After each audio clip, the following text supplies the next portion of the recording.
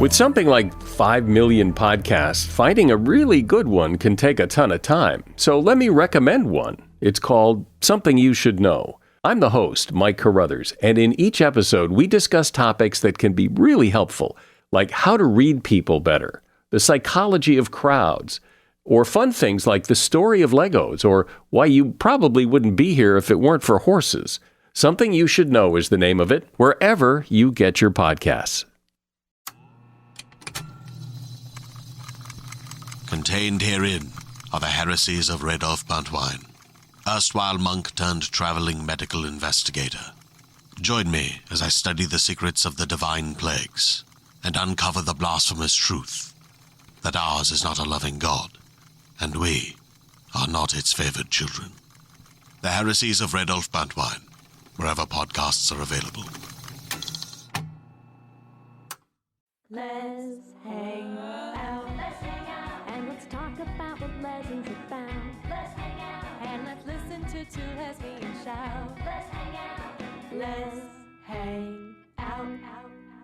Hey everyone, welcome back to Let's Hang Out. I'm Ellie Brigida. And I'm Lee Holmes Foster, and here's what's happening this week. This week in the lesdom. This Week in the Lesdom is a place where you can touch base each episode about things going on with the podcast or otherwise. And we'd like to remind you, in Season 8, we have all kinds of Patreon bonus episodes. There are 23 episodes so far up on our Patreon because today our episode on Saltburn has just come out. So if you want to listen to that, you can listen to it at bit.ly/lespatreon. We had some thoughts on Saltburn. Oh, Saltburn is quite thought-provoking. We had some real-time processing happening. It was great. In other podcast news, we want to remind everyone that we are in the midst of planning our next trip. Ellie and I have sort of narrowed down the locations we believe to either Bordeaux in France with like some stops in Paris or Barcelona. So if you have strong feelings on either one of those and you want to let your voice be heard, now is a great time to tell us because we are going to pick one and start actually planning soon. So if you have opinions, speak now or forever hold your peace, because that's where we're looking to go probably in April. So everything's happening. We're going to start rolling and we're going to start getting some things planned and decided. So we're so excited for wherever we go, honestly. They're both going to be bomb locations. Also in the Greater Les universe, All Things Go was last weekend. That has also been dubbed Lesbo-palooza by those who love it the most. It is the gayest of all music festivals. There was also a bunch of controversy around it. Chappell Roan canceled her performance a day before their festival happened. So people have been discussing mental health issues and also like, what do artists owe us about their privacy and blah, blah, blah. Chappell has been starting a whole lot of conversation online. For me, leave Chappell alone, please. Yeah. We love her. You know what I'm going to say, Do not Britney her. Ellie, Do not fucking Britney Chappell. I will kill you. Maybe this is what I'll say on the matter is I saw one video about it where people were like, this is a great example that there are people where like queer is like just an identity and not like a political stance is the response that people are having to Chappell Roan. And I think that jives with sort of where I'm at about the whole thing. For sure. I will say one silver lining of Chappell Roan canceling is that Muna replaced Chappell. So Muna was not supposed to play at All Things Go, and then they played at All Things Go instead, like in Chappell's headlining slot. So you know what? Whoever was there, you got a fucking great show. Muna played a Chappell Roan song. Muna played Good Luck Babe, like in, homage to Chappell not being there, and we're very supportive of her. So like, I feel like if you were at All Things Go, you probably are actually one of the gays who was supportive of Chappell. And I feel like the people who are not are just like annoying people on the internet, But still, interesting discourse for sure. In other Greater Les Universe news, Maisie, Stella, and Bella Ramsey seemed like they just hard launched their relationship, which like I love this. Love celebs doing this. I love the just casual hard launch on Instagram stories. Like, such a gay move, honestly. But yeah, I don't know if I've seen anything confirmed by either one of them, like, publicly yet, or like via their But we know. teams or whatever. But I'm like, listen, you post those photos to your Insta stories of like, I mean, I guess they're only hugging. Historians would be like, nothing gay here, but we all know. You're together. We all know. Cute. Love that. Love that for them. That's what's happening this week. Back to you, Ellie and Lee. Thanks, Ellie and Lee, and welcome to our 133rd installment of Should Have Been Gay. Oh, it was fun, it was great, but it should have been a little more gay. And in this week's episode, you know what's coming, Ellie. I can't fight this feeling anymore. I've forgotten what I started fighting for. I want to do the whole thing, but I won't. You did great. It's so tempting though. It's just like, man, that like that drum beat comes in. I'm sold. Slaps. I'm sold. We are going to be diving in to such a fun film, and we have a very special guest with us here today. We are joined by Silas Howard, who's an award-winning, pioneering trans filmmaker.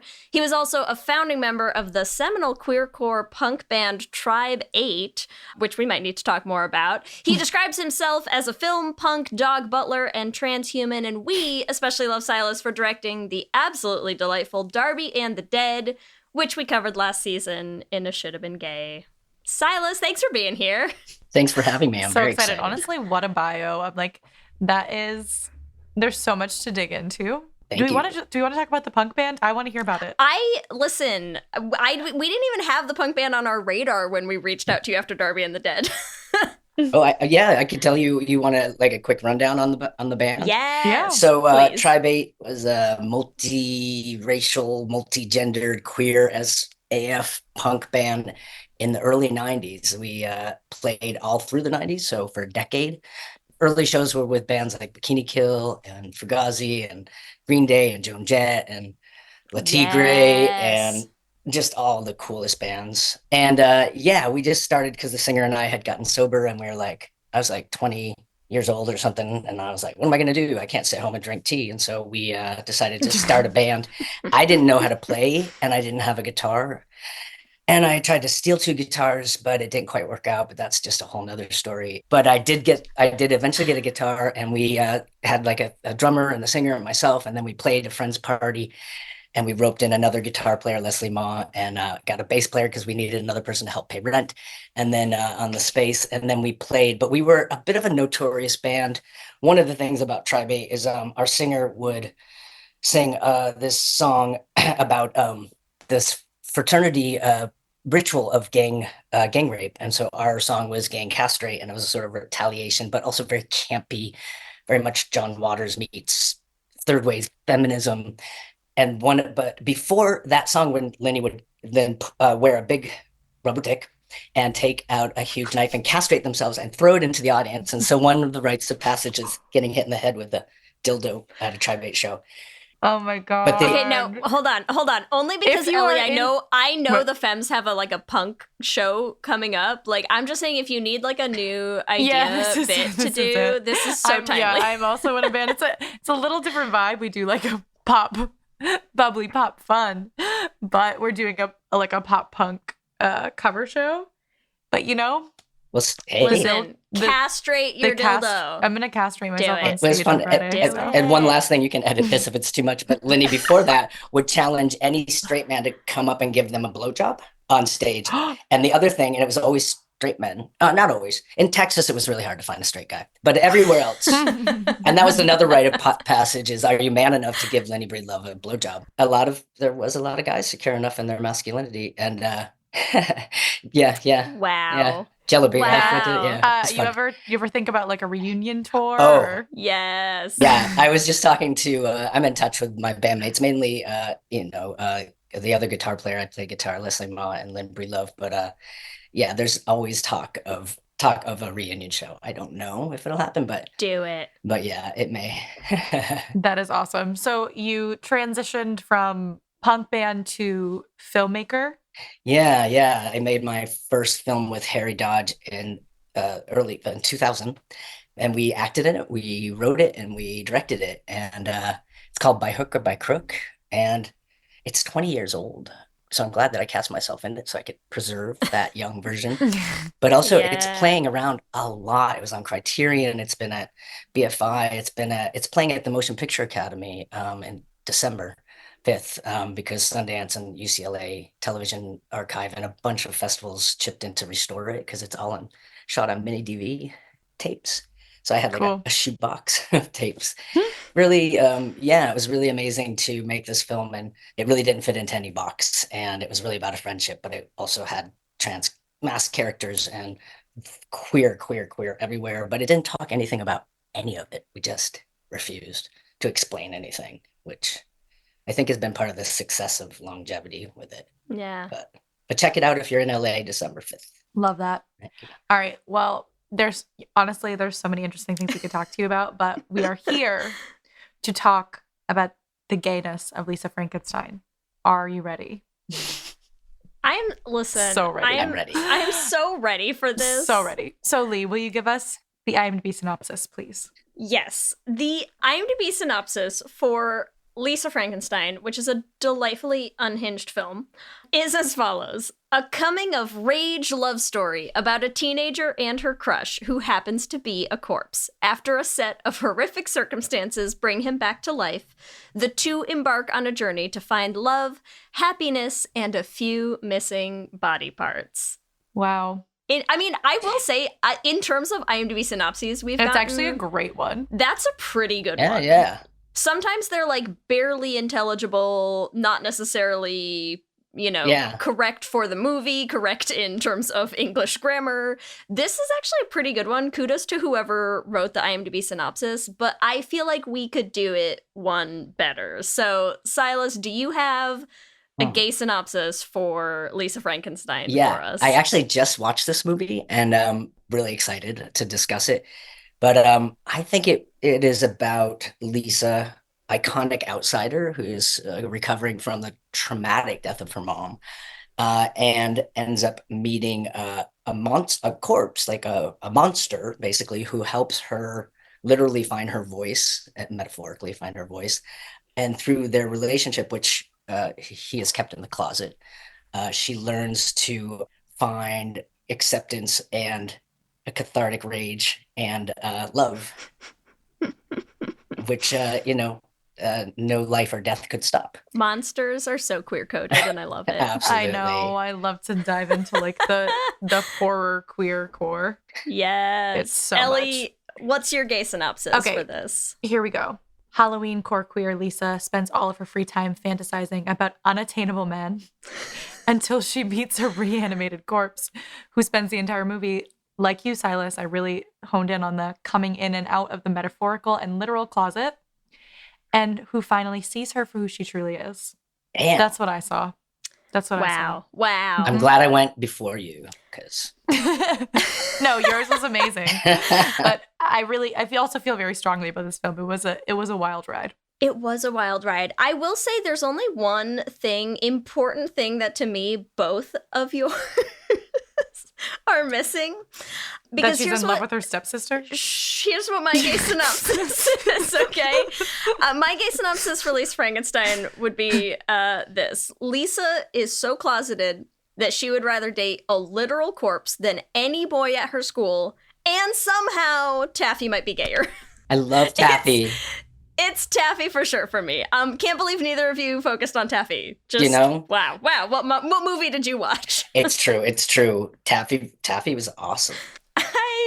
I unironically adored Taffy. Yeah. So with our gay synopses out of the way, Silas, you said you just watched this. What was your experience, real quick, with the movie? How did you? What was happening? I loved the campiness of it. It brought to mind hues of Rocky Horror Picture Show, especially the 7 Days I Can Make You a Man section of it. And doesn't she yell "Damn it, Janet" at some point? Yes, she does. I thought that they were going to cut to her putting that. I didn't know where it was going to go. And then definitely John Waters, which is of the era, and actually my co-director from By Hook or By Crook was in one of John Waters' last films, and so that is all just that campiness, that irreverence, humor, and I love the wild tone swings. I love a wild tone shift. That's never a critique on my end. I think it's like the way it went between having some heart and then murdering the stepmom. Yeah, it just took a lot of the tropes, right? And it flipped them, which I also love. Definitely. Yeah. As a trans guy, like definitely all the queerness of Monster and that end part where she's like, I can't believe I was ever afraid of you, can be read on so many levels. Is really awesome. And the monster that becomes this love is many people's relationship to queerness and coming out and transness and coming out. And yeah, so I loved all of that. And then the body parts and the at the end that he doesn't have a penis is amazing. She's like, we can do other so things. good. Yeah, I love that queerness. Yeah, she's like, we don't need it. We don't need it. You're There's like- a lot of other things. It's the least interesting part. And then Yeah. the I know the suspenders I think might have also been a nod to Robin Williams, but the rainbow color suspenders at the end, it had a lot of coding. And actually, you're right, Taffy, I feel slightly. We will talk about Taffy so much. she was Don't just- worry. She was such a refreshing character, and she was just. I thought that's where it was going to go. Actually, in the beginning, I have so many Taffy notes. It's I ridiculous. can't wait. I can't wait for those. Well, Lee, what was your experience then? My You experience. only watched those scenes with Taffy. You have no clue what else happened I in the skipped film. the rest. What? Cole Sprouse was in this? I didn't even see him. Weird. No, I remember. You know what's funny? You know who I actually think I saw a post about this first was Alex. I think I saw Alex Markman post about this, which everyone will remember. Also a campy horror buff from our last Advent Gay we did with her. So I remember seeing her post about it. I hadn't watched it yet. I looked up the trailer and I was like, well, that just looks kooky and insane, which is all, like you don't need to sell me much on it. So yeah, when I think I watched it maybe like a month or two ago, I super enjoyed this. Yeah, it's fun. It's like a weird fun, and I love a weird fun. And listen, like you're never gonna go wrong for the gays casting Carla Gugino in anything. Like it doesn't matter. You can make her evil and horrible like you did in this movie, and like you're still gonna get the like step on me mommy vibes that we're all looking for from her. Like it doesn't take much. So I had such a blast watching this. And also it's the gayest thing I've ever seen. Much like every campy horror movie is bound to be. So I can't wait. I can't wait to get into it. It was next level though. Yeah, for me, I also watched it maybe a month or so ago. I actually because we were supposed to do This Should Have Been Gay, and it was like the night before we were doing it, and I was like, it's like 10 p.m. and I need to watch this movie. So I literally watched it, trying to quietly watch it in bed. And I was laughing, but trying not to wake people up. So I was having a really fun night, but it was way too late for me to be watching this film by myself. Because it was so funny. I just love it. It's so funny. Yeah. Kathryn Newton, her comedic timing in this film is so good. It's crazy. It's really absolutely. Yeah, her and Cole Sprouse have some really great, weird chemistry. Yeah. And I know, so silly. I know we're not here to talk specifically about Darby and the Dead, but I feel like this was such a good find for the three of us to talk about together. I thought about that too. Yeah. In terms of the tonality of that very campy, very queer coded, kind of messaging in a vaguely horror. It's not this is not horror. This is not hard hitting, scary, spooky, gory. It's kooky, it's like a comic campy horror. monster film. But it goes and- really irreverent, much more irreverent Yes. than Darby. It goes into this place of but yeah, that kind of which is what camp does. It lets you, definitely I came of age as a young person in San Francisco when the AIDS pandemic was still going on, and before medication came in, you could survive on it, and so it was a pretty intense time. But the humor that I learned in that era was it was nothing is sacred, and it is the humor that saves our lives, which I think is a lot of queer humor underneath it all. That irreverence, for the rules and just the drag, all the the aspect of drag and having a person the makeover having its own spin, and Darby had its own spin of a very tropey trope, but what does it Yeah. mean for characters? In these different genres. I can't wait to dive in. So let's do it. Let's do it. And we're gonna hand it to you, Silas, to get us started, because honestly, the number of places of like, where do we want to start with like peeling away the onioned layers of this movie? There's so many options. So if we want to dive into like getting into the gay of this, where would you like to start? Oh boy. Well, I was talking about the drag and the makeover. I do think like in a way, she does this makeover and her whole personality changes, which I actually thought was very queer as well. It's like, this isn't a makeover that's really serious. We're trying to fit in, we're trying to blend, we're trying to, it's not uncovering authentic selves necessarily as breaking free of a bunch of bullshit. So I really liked, again, that heightened, level of it when she is, and also that the cool guy was, there's a lot of, like in the punk scene too, it was like, we're all individuals, but really, not really. Everybody's following rules. There's so many rules in punk rock. I was like, you can't wear that, you can't do that, so that also really brought, and queerness has it too. I remember my buddy and I that I made the first film with, we were in San Francisco and the queer scene hadn't really like evolved. So we'd go to lesbian bars, but we didn't quite fit in, and we were not even of legal age to drink yet. And we'd go to the punk scene and it was just so straight. And then at one point we went to Gay Pride, and I talk about this a lot. And it was an act up action where it was like a tow truck pulling a cop car. It was like an old cop car that wasn't a real cop car. And all these drag queens and trans people and punks smashing it with baseball bats and high heel shoes and like making out. And we were like, that's our people. And then we looked at each other and we were like, but we don't look like them. So we went home and we cut our hair to mohawks, and then we went to hang out with them, But anyway, that whole process is just part of it. And I think this movie really played with that in a really actually nuanced way for being campy about it. So when are you looking at the monsters montage of getting dressed, or are you looking at Lisa's whole makeover, reinventing herself primarily? Both. I think it's her, both of them, because it's his, and like him in the, she loved him in the satin robe, and of course he was like not into that, which definitely as a mask person I can identify. But yeah, both his transformation, but really hers when she goes and she's automatically like this different personality.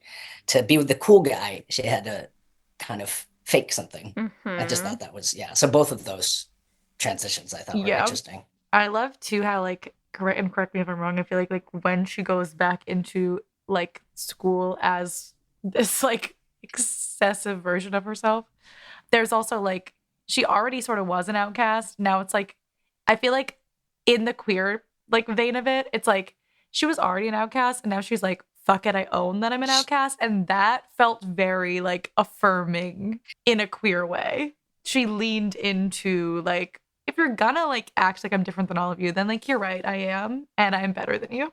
Like that's totally it. Yeah, exactly. She was like, oh yeah, I love that. She was definitely owning it. Yeah. She owned it so much. But then also you did still have people who were like bullying her because of it. But I think the queer like aspect of it that was affirming is like, she doesn't super care. It's like when you realize you don't have to play by the rules. You're totally like nobody. In a way, you're untouchable in that moment because you're like, oh, actually, no, these rules are. And that sort of becomes her vibe for like the whole rest of the movie, right? Is sort of having that moment of realizing like, hey, actually, it doesn't matter. The people who suddenly think I'm super hot. The people who are still kind of weirded out by me are still kind of weirded out by me. But like, who fucking cares, right? Yeah. Who cares? Yeah. Who cares? They don't matter because we could kill them. Is sort of the vibe. But like it's in a way, yeah. But it's fine. This is a random question, but not. What do we think actually happened to Lisa's mother? Oh, you don't think that I just believed that an axe murder came. See, because as I was watching it, I was like, did Lisa kill her mother? Oh, I thought the dad at first, and then I saw the dad, and I was like, it couldn't have been the dad. Yeah. But also like it could have been the dad. That's it's like true. They sort of like, they play into like they the do. like he got married really quickly after. He Like, didn't have was to be it sad. like, was that his mistress That's and true. whatever? But like, yeah, there's like a whole lore online I was like looking into of like, actually this entire story is just like Lisa's psychotic break after she kills her mother. And like, none of it's real. And I was like, Nah. It's all real. but we'll take it's it at all face. Yeah, real. we'll take it at face value. But I was like, this movie just has so many layers to me. I love the So I real was like, and not real in this world, like because it's all so. yeah, But it's exactly. great. Because like, what's real and what's But I love that. That actually. Want to take it at face value only because it is a key component of my argument for Taffy. I mean, we will take it at face value. I just found that theory to be interesting. I can put a pin in that until our Taffy section of the conversation. But you know. Okay, but what else about Lisa do we Oh, find? Well, Okay. talking about mental health. Actually, speaking of off of what you just said, is it real or is it not? Yeah, I think. Another thing that I connected to watching it is, just talking about mental health when that's set in the '80s, and my first film also does. Not to keep talking, I feel like a little bit of a broken record, but it was. We have a character who's got mental health issues, but again, we don't talk about it, and it's not treated. It's not pathologized, and like it's just. This person's different. And I thought that was really interesting as well. That whole concept of mental health being talked about, even though it's made now, it's just that set in that era, I think. Diablo Cody wrote it, right? Yeah. Yep. Yeah, I think that was intentional. Yeah, and it's not even just it's always fun when you get movies like this too that are set a little, like it's set out of modern time and whatever. And so this sort of like our current view on mental health being contrasted with Carla Gugino's character, like playing her little, like a motivational speaking tapes about being an intuitive person. And you're like, it's like simultaneously so real and also done so for the comedy of it, and it's just really chef's kiss on that one. Yeah, that was pitch perfect. I'm like also so sorry. Like if I say something that's like not actually accurate, I just feel like I watched it too long ago and my brain's like did it. But it like works at a mental hospital, correct? Yes. Okay. I also feel like the fact that she works there and is like also like so like sadistic and like puts these people down so much and is like, I'm gonna like save this girl, like quote unquote, right? But really I just like want to get rid of her, is like such a queer coded thing of like, we're gonna ship you off, like you're different, so we're sending you somewhere to fix you.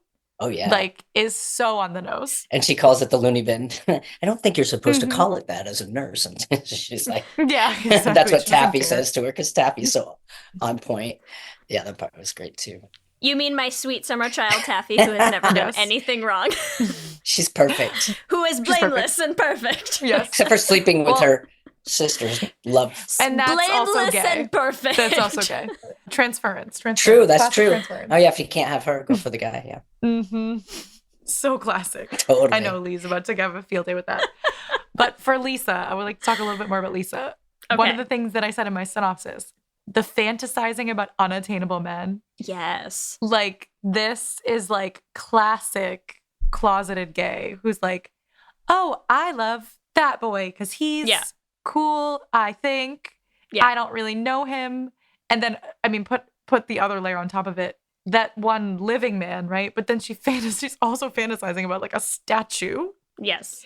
in a graveyard. That first scene in the graveyard, I was like, this is like the step further of the trope of like, I have a boyfriend, he lives in Canada, and you've never met. It's like, I have a crush on a boy, he's dead. He's dead. Well, and in a way, like unrequited love is so queer because Yes. we really like get very well trained at it, and depending on how early you realize you were queer and how accepted it was in your environment.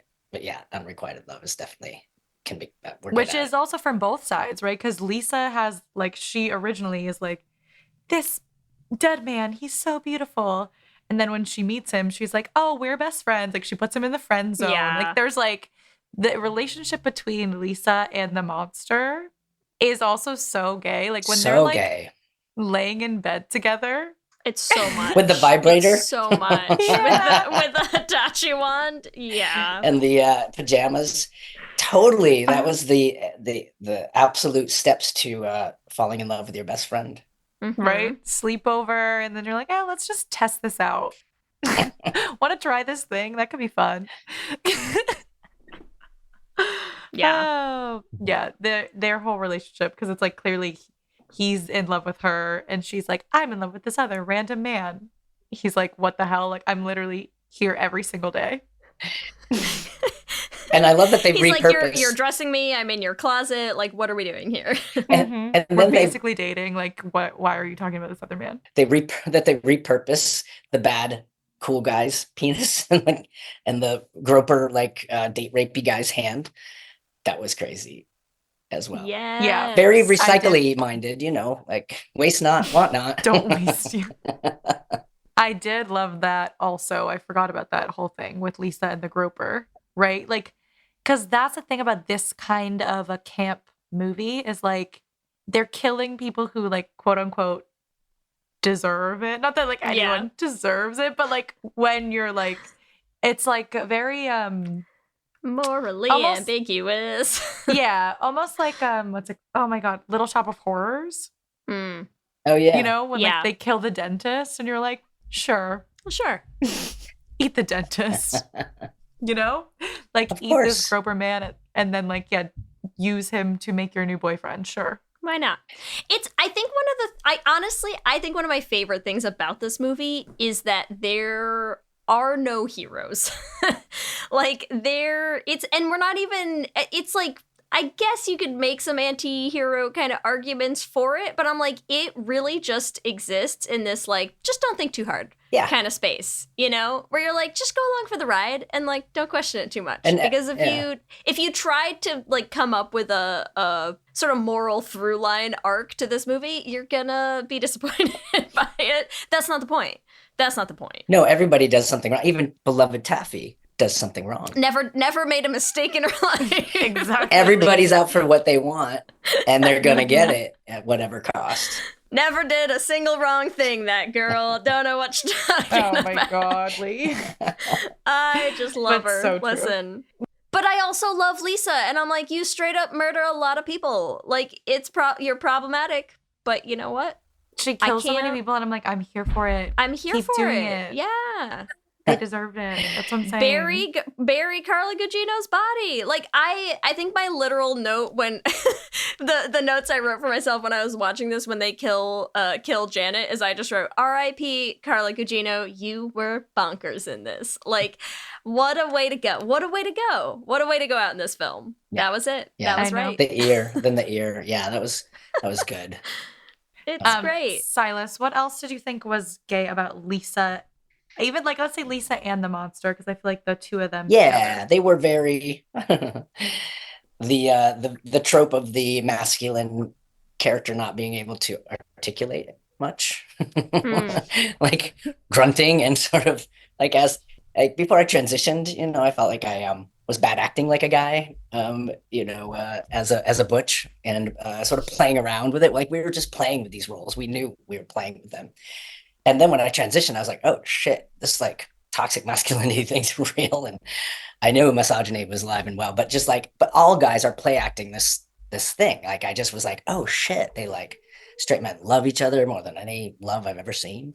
And they perform for each other. So anyway, I think there's like some of those sort of tropes of her understanding him when nobody else would be able to was sort of a very queer thing. And sort of holding the space for it all in this really funny way as a friend. What else is so queer? The color palette was queer. Everything was, Yes.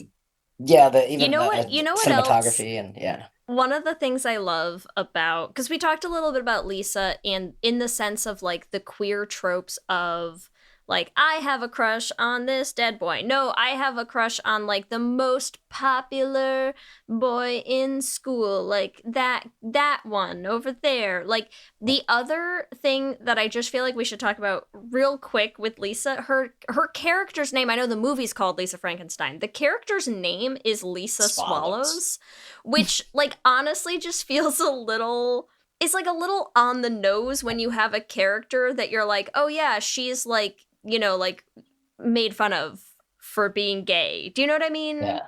That you're just gonna be, you kind of hit that a little hard with making her actual last name Lisa Swallows. I did notice that. I was like, which would have made it more, it would be a not teasing her as a gay, be more of a I feel slut, like it's slut shaming. It's not, except that so many people's, like, my argument for Taffy is so many people swing hard the other way, where it's like, I'm not gay.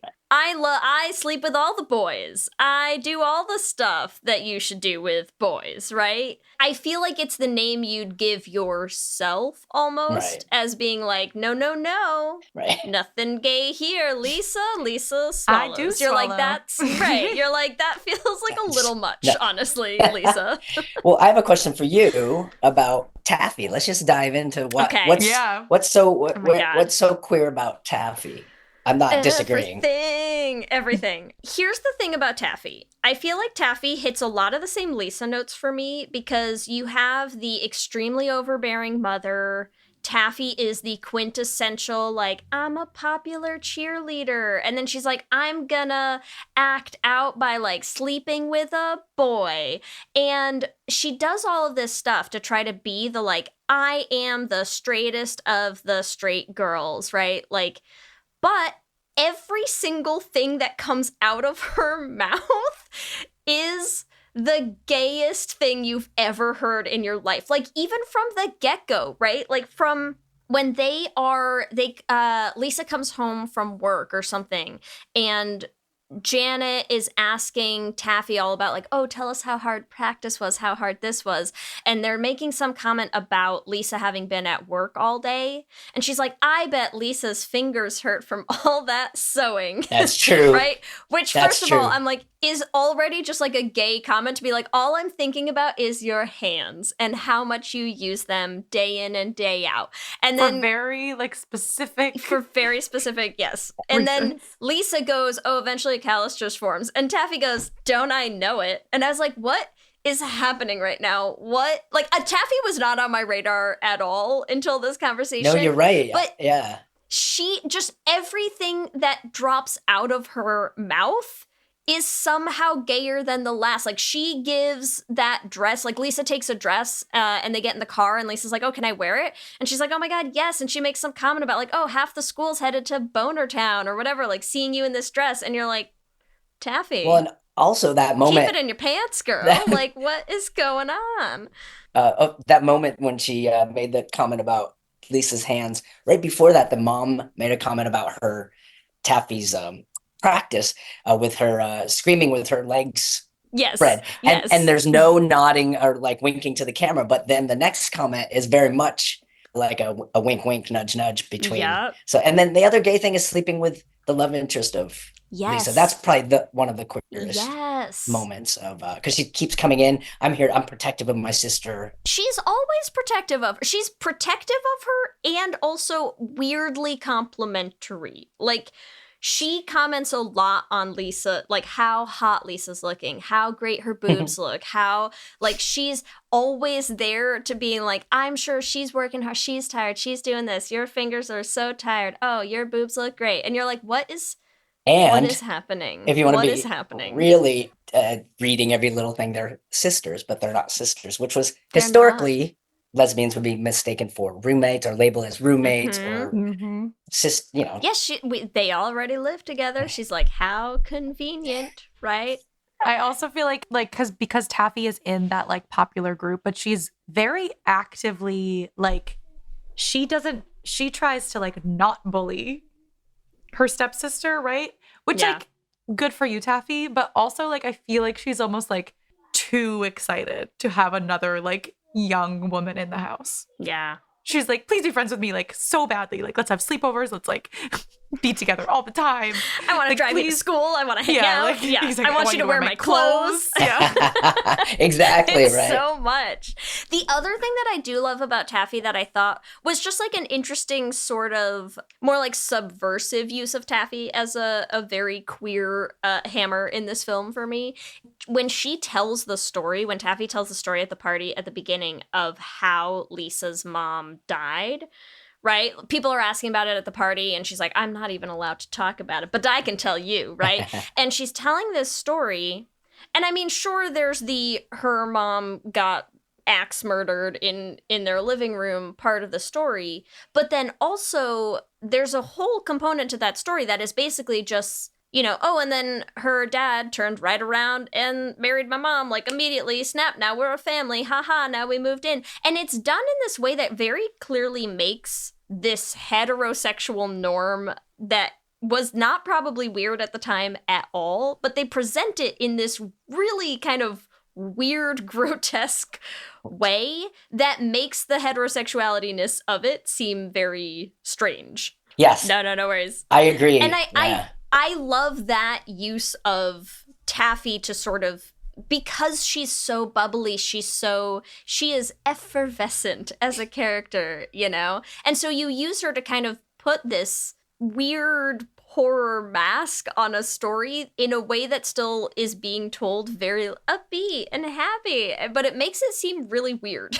Yeah. And I was like, yeah, you're right. Him marrying another woman is kind of sus, actually, now that you put it that way. That's weird. Also, it's too bad that Lisa didn't reciprocate it, but also give them time. There's still time. There's a sequel. You never know. But when they're driving, when Lisa's with the corpse guy and they're driving and she's like, yeah, now he we're out doesn't in have public. a name. His name is the monster. It's the monster.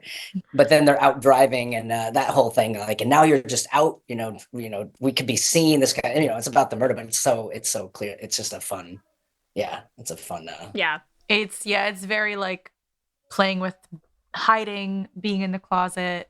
Let's take a quick break. We're going to hear from some sponsors. We'll be right back to talk more about the monster specifically. At Radiolab, we love nothing more than nerding out about science, neuroscience, chemistry. But we do also like to get into other kinds of stories. Stories about policing or politics, country music, hockey, sex. Of bugs.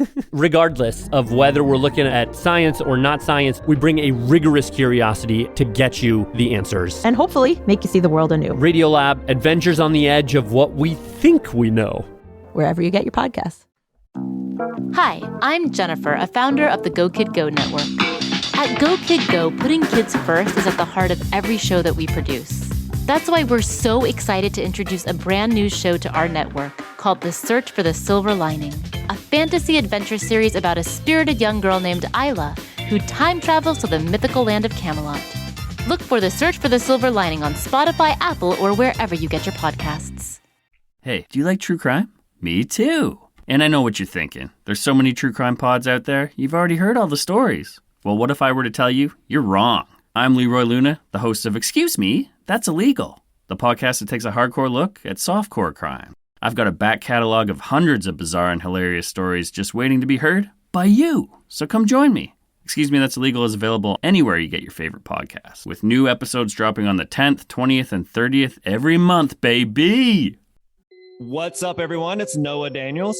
Hey, y'all. I'm JJ. Hey, guys. It's Kat. And we're your hosts of the Real Hauntings podcast, where we bring on guests who share their first-hand encounter ghost stories and supernatural experiences. Now on to the trailer. I've been warned to not tell this story, but I think because of the way it ends, it's okay to tell this story, because some people say that with certain entities, to like speak of them or talk about them or in any way like portray them as powerful will attract them to other people. The creepiest thing about it to me is a lot of times it would wait for me to notice it.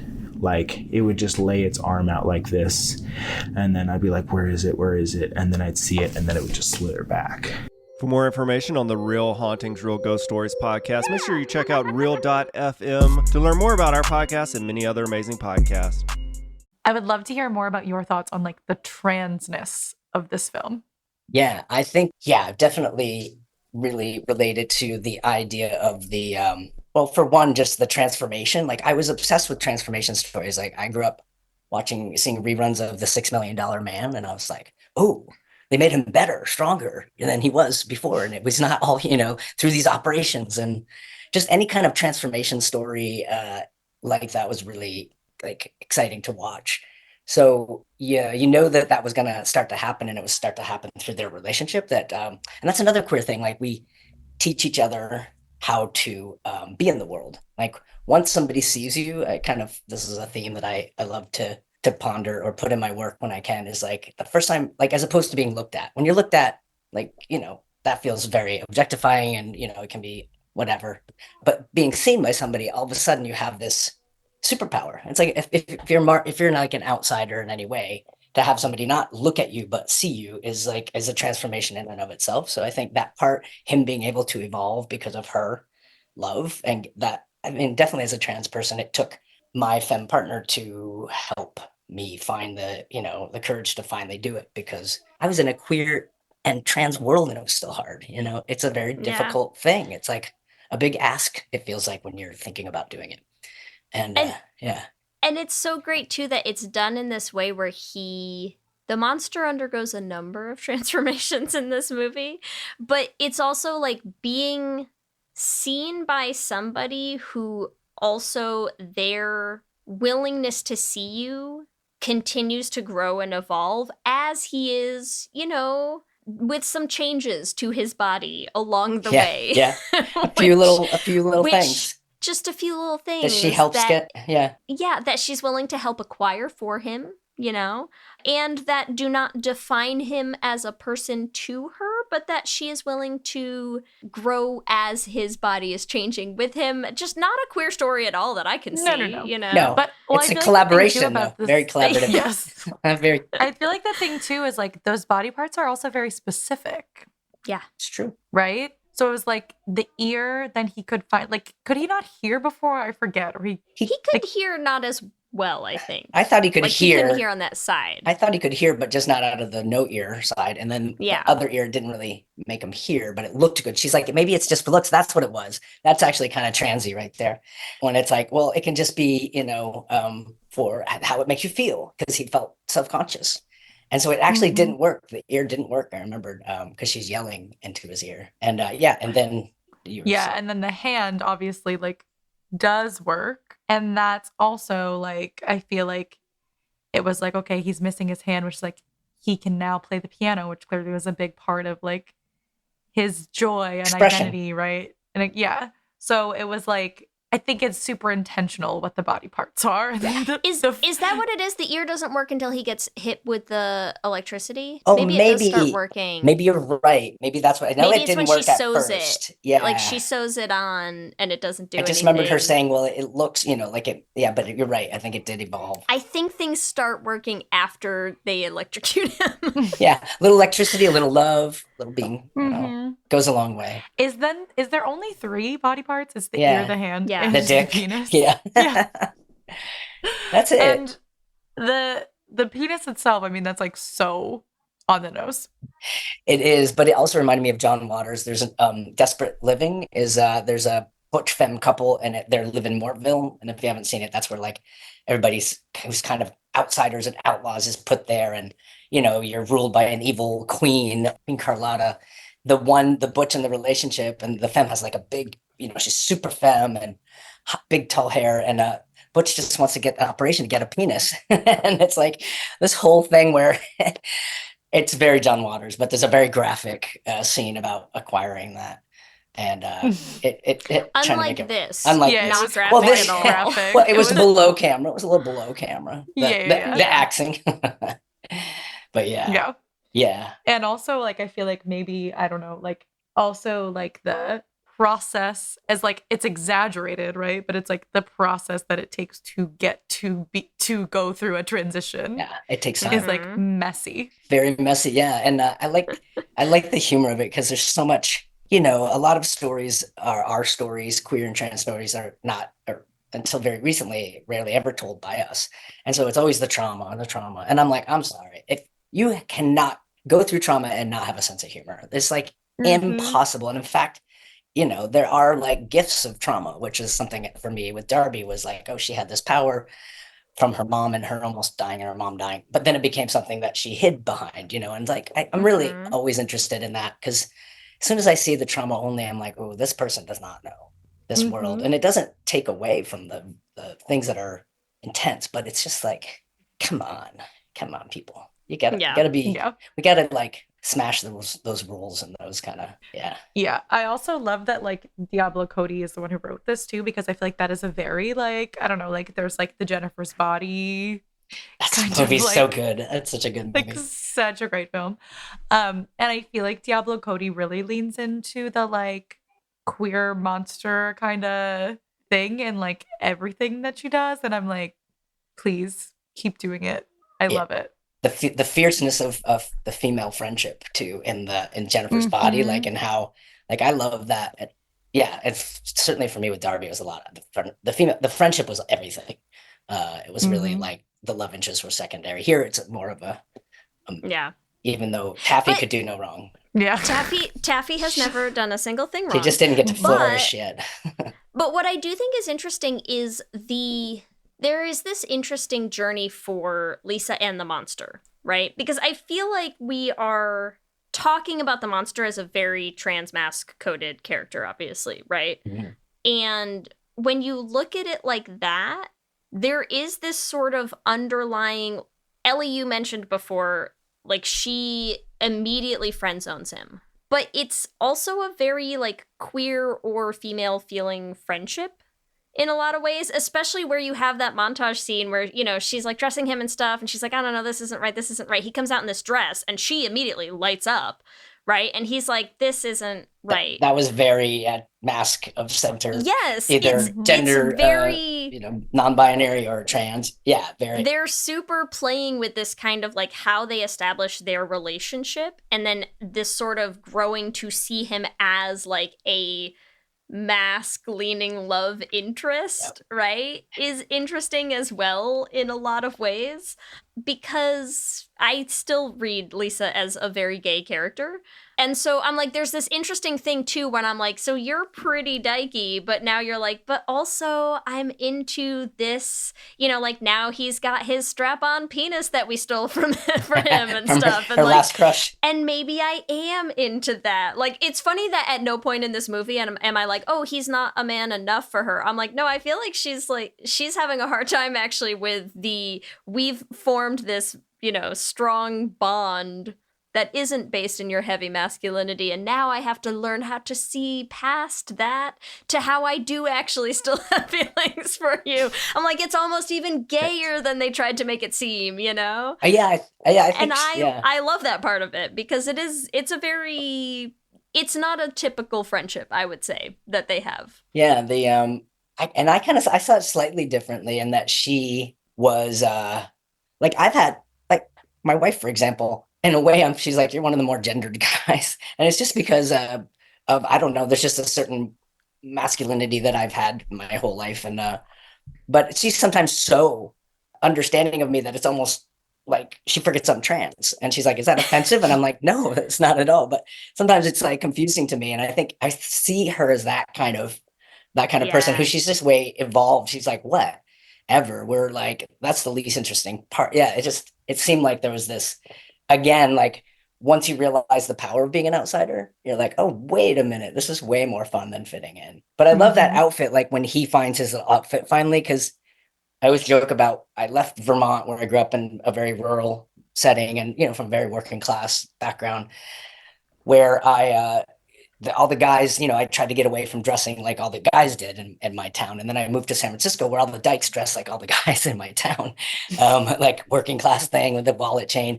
And then cut 2 years later, all the hipster dudes dressed like the dykes who were dressing like the working class guys. So it's just like this whole circle of outfits and identity. Yeah, different ways we express, because she goes very feminine. She does the whole, you know, desperately seeking Susan Madonna thing, which is... I think really playing with it. It's drag. It's all drag. Yeah. Yeah. It's so much drag. So much drag, which is so fun. It's so like, yeah, it's just camp and so good. But yeah, I mean, we talked about it earlier too. Like, I do feel like it was very pointed the way that they had Lisa talk about also the penis. Yeah. Like, she was so like, doesn't matter. Yeah. It's not only it doesn't matter, there is nothing gayer than having a scene in which your two characters use a Hitachi wand in bed together and then have a conversation about how you don't really need a dick, honestly. I was like, you're like, oh, well, okay.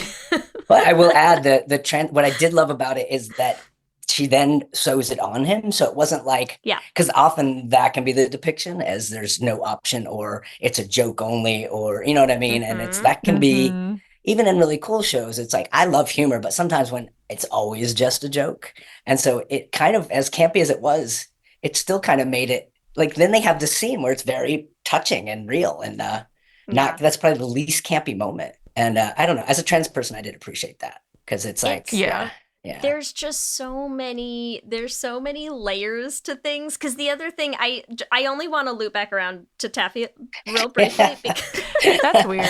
Only because we're sort of talking about something that I mentioned before, and I do want to talk about it real quick, which is, we talked about how do we think Lisa's mom really died. And it is an important part of my argument for Taffy, because something that you just said, Silas, that I thought was really important is this idea of trauma, and how I think the queer community as a whole does tend to see trauma a little differently in terms of like how it's a ubiquitous part of a lot of our journeys, right?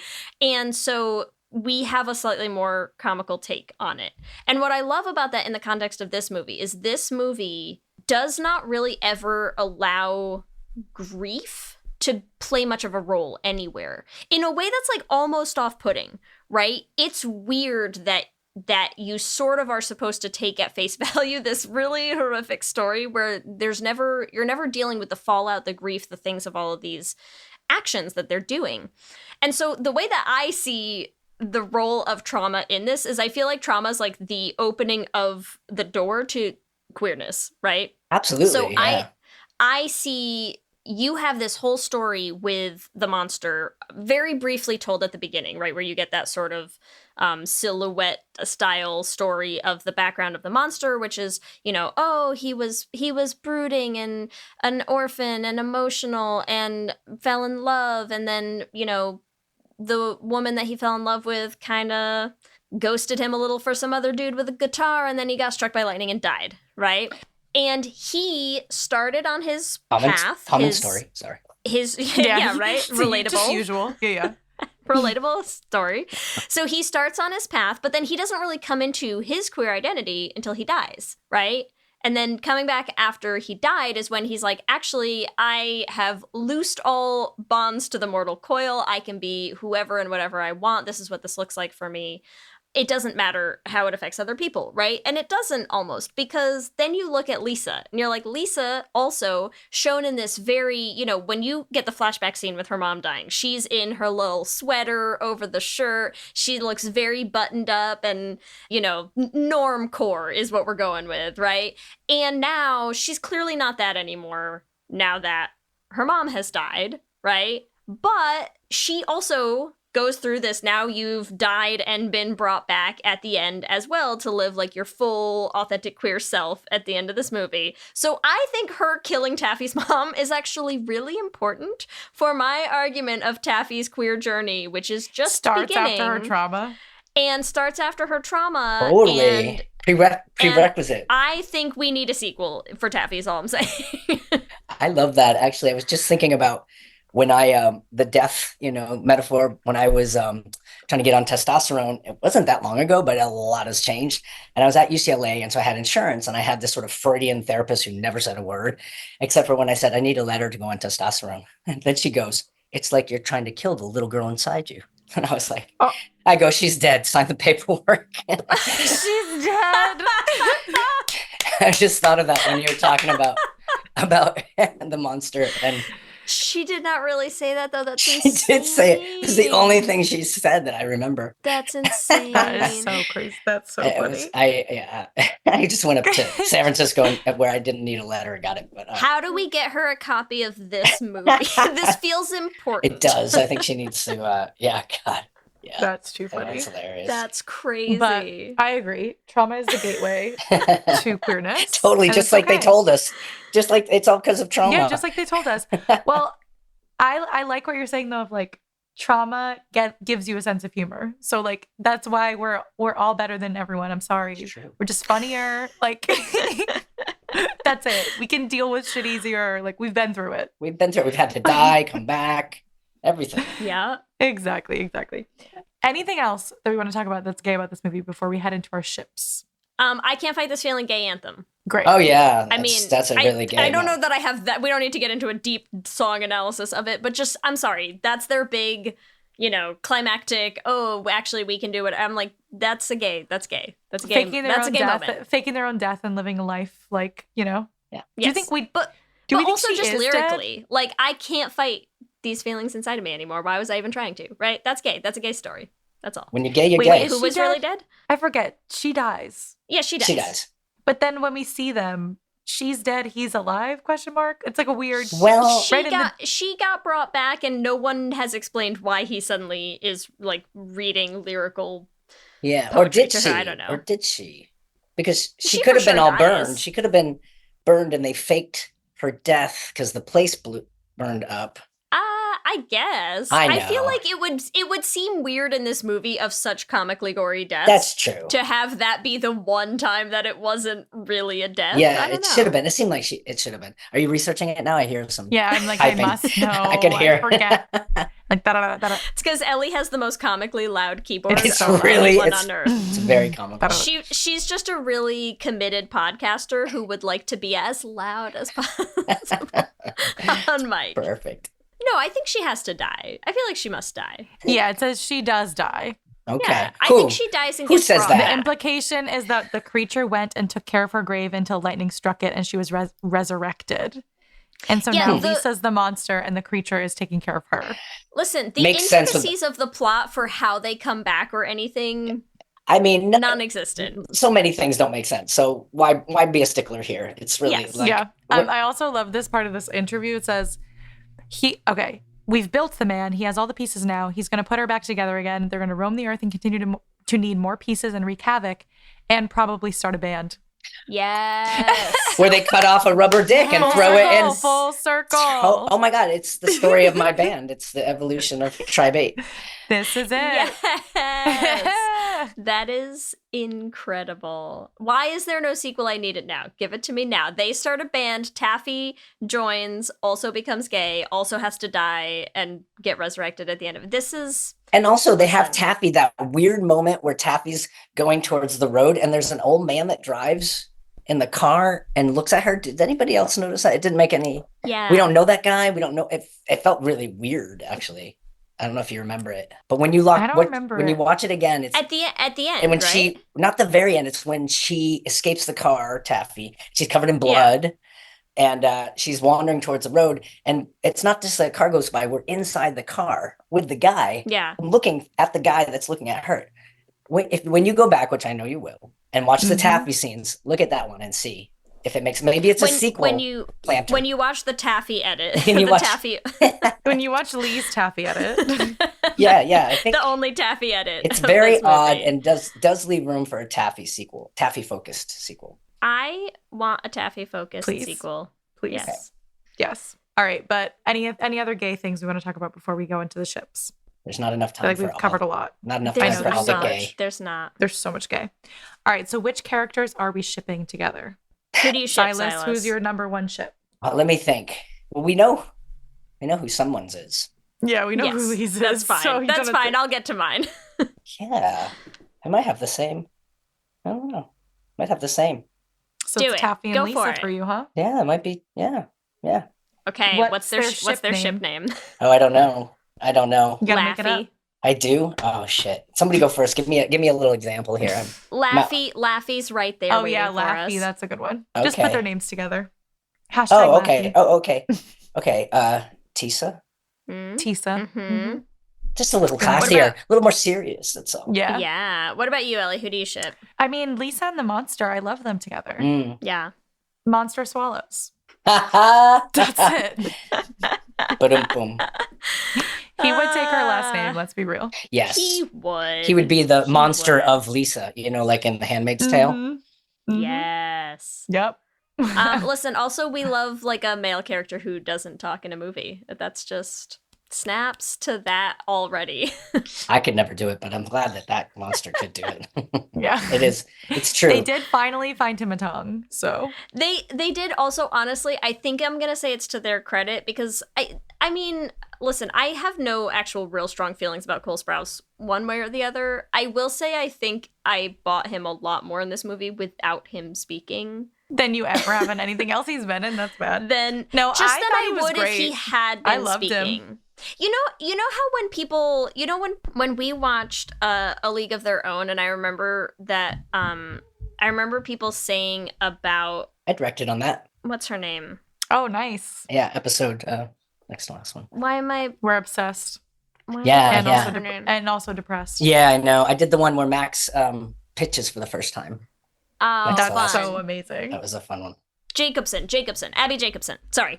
When we watched A League of Their Own, and I feel like a lot of people would say that the only thing they had a hard time with was buying Abby Jacobson as having a face that had never seen like Twitter or something, right? I feel like Cole Sprouse, I don't think he could talk and I could buy him as someone who existed in like the 1800s. I just don't know that I feel like I bought him more. The old timiness was sold more by not having him have dialogue, I think it's all. Oh, man. I don't think it was going to work for me. But anyways, so, okay. Monster swallows. I think those are... No, I never heard that about, but I could see that. But I never heard that about Abby. Yeah, because, well, Broad City was such a... Yeah. I think that's more what people were Yeah. really feeling, but just the ways that they would put it, I know always seemed a little funny to me. Okay, I feel like since I don't get to pitch Lisa and Taffy, I will go with what I would say is the dark horse ship of this movie, and I will pitch Lisa and Janet. Oh Step my God. on me, Carla Gugino. I'm glad I pushed you to it. Expand. I don't know she has how to that get rid of her. She has to get rid of her works. because she reminds her that she's gay. She's living just an open queer life, and Janet can't have it because she has can't handle suppressed it. all her desires into this heterosexual marriage to a tepid milquetoast man. So What's there you go. What's the ship name? Their ship name is Lanet. I've got nothing good here. That's okay. Yeah, that's a tough one. Listen, was anyone asking for that ship? They were not, but they have it now. Amazing. And we can't But we forget can't it. agree. Lisa Frankenstein should have been gay. Should have been gay. It was gay. It was so gay. All right, here we go. We're going to ask you a few multiple choice questions for our Q and gay. Are you ready? Q and gay. Question number 1. What was the best murder in Lisa Frankenstein? A, Janet, B, Doug, C, Michael Trent, or D, Lisa's mom? Lisa's mom. Oh, no, not Lisa's mom. Wait, say it again. I get nervous with multiple A, choice. Janet, B, Doug. Okay, Janet. Doug is the hand. Yeah, Doug is the hand. Janet. For me, Janet. Michael Trent is the appendage. Yeah, Janet. Yeah. Janet for me all the way, Janet. Lisa's mom did have a certain flair to it, though. It's true. You know? It's true. A little axe murder, je ne sais quoi. So We couldn't see she was in the closet. We were just seeing her in the closet. Yeah. Yet again. Okay, question 2. Which body part is the most necessary out of A, ear, B, hand, or C, penis? Hand. Hands down. Yeah. That's important. Hands down. Yeah. They're all important, but the hand. The most necessary. It is the most necessary. It's all up to interpretation. All right, question number 3. Are you an IP, intuitive person? A, yes, or B, no? I am, yes.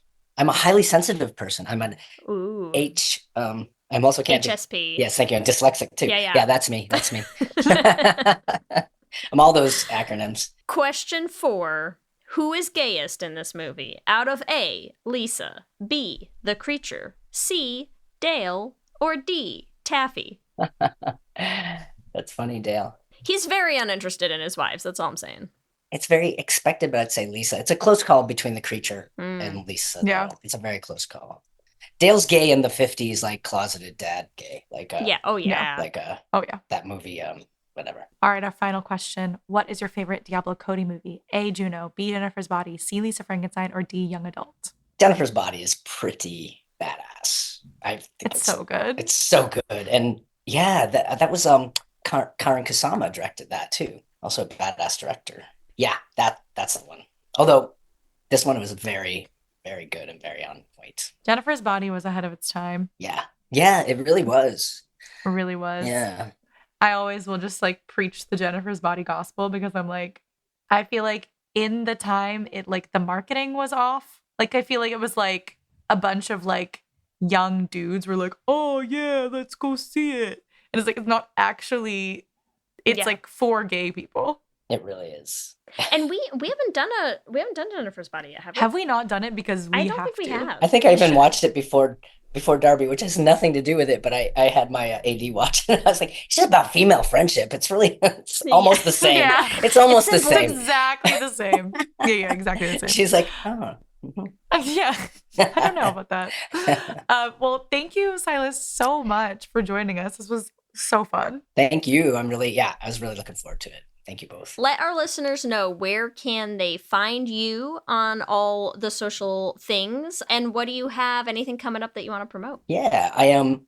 Instagram is just at Silas with H, Silash. It looks like my wife's relatives thought that was my name, Silash. But anyway, Silash on Instagram, and I have two events coming up. The one at Motion Picture Academy of By Hook or By Crook, the restored version, December 5th.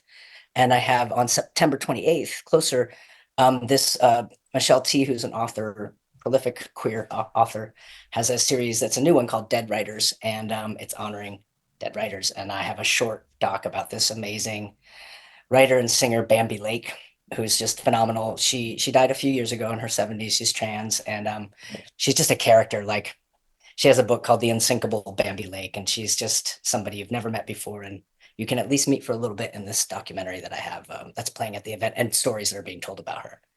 This episode, I think, airs probably after that happens. Good to but know. share the info, and we can reshare on our socials. Just the By Hook or By Crook one. Then I'll send you it. Yeah, for sure. Do share, because it's a bunch of queer and gay. It's very gay. Amazing. Yeah. Thank you so much again for hanging out. What a blast. Yeah, totally fun. All right. Thank you. Let me hear you say hip, hip, hip, hip, hip, we're gay. We love hearing from you and building community, so we want to shout out some of our favorite things each episode. And most recently, we did our, who's the gayest, or what's the gayest and least gay things about us? Superlatives. Yes, whatever you call them. And we posted on Instagram and said, like, all right, listeners, what else do you think is gay about Ellie? And we got some interesting responses. So, Lee, do you want to read some of the gayest things that our listeners think? Listen, we just want to shout out whoever at the Femmes social media account. No clue who that would be. Putting Ellie's band on blast. But whoever responded with Ellie's superlatives of being most likely to try to conduct off-tempo singers at karaoke is so Spot real. on. And also... So real. Just find the beat, people. Get with the freaking beat. Find a beat, okay? It's not that hard. You can do it, I swear. You can Please. do it. The thing is just bad. Like, it shows you where the beat is on the screen. It's okay. But I would never do that. Listen, feel it with your heart, okay? Feel it. As always, I want to thank our Lesbian Jesus patrons, Mark Foster, Lizette Stye, Adi Benitez, Sophia Phillips, and Armani Gucci. And our King Princess patrons, Amy and Ellen. And Andrea Doucette. Thank you, as always, for supporting our show. We could not do it without you. Remember, you can also find us on all the social medias. We're on Instagram, Facebook, Twitter, and TikTok at Let's Hang Out Pod. You can email us at letshangoutpod@gmail.com. You can check out our website at letshangoutpod.com. Whatever app you use for podcasts, make sure you subscribe so be the first to know when new episodes drop.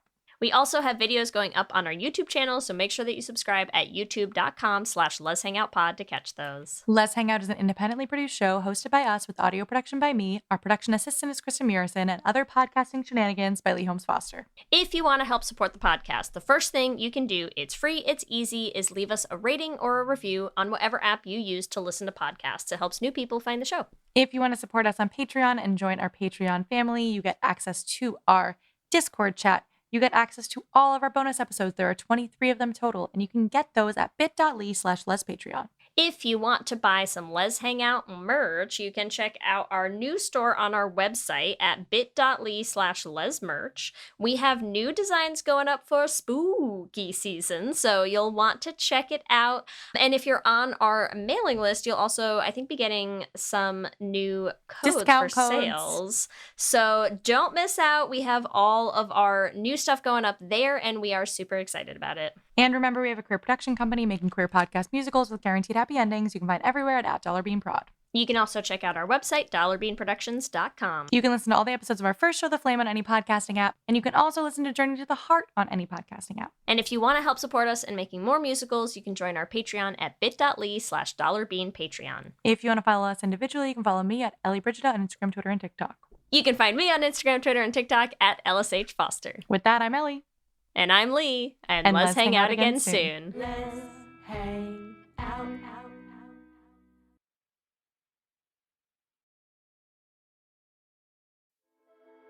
Hi, I'm Laura Cathcart-Robbins, and I am the host and creator of the podcast Only One in the Room.